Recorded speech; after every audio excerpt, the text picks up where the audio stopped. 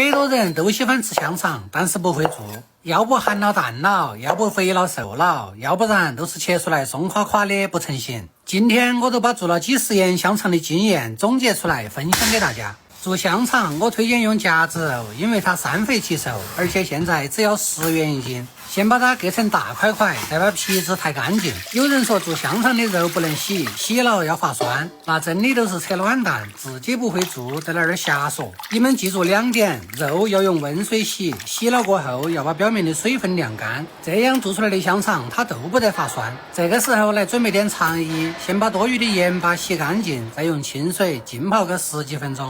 晾干水分的肉，把肥肉和瘦肉分开，再全部切成薄片片放到一堆。这样肥肉和瘦肉分开切的目的，都是让灌出来的香肠肥瘦更加的均匀。做香肠要想好吃，我都是用好人家的香肠佐料，它有麻辣5香多种口味，每6斤肉放1包，不咸也不淡，味道刚刚好。其他的什么调料的都不用放，和均匀腌制20-30分钟，再把肉夹起来装到灌肠器里面。把嘴嘴上面的肉挤点点出来，这样套肠衣的时候才会更加的丝滑。在尾巴上面打一个丝疙瘩，再用肚子一顶，肉都灌到肠子里面去了。说实话，我教的每一道菜都非常详细，里面很多的干货。如果你们看完视频都学会了，还是帮我点个小红心嘛，非常感谢。再用细点的牙签在有空气的地方剁一下，方便排气。每隔1卡长，用手挤一下，把里面的肉挤到两边去，再用砣砣捆起来，把香肠分成节节。捆好的香肠再用开水烫一下，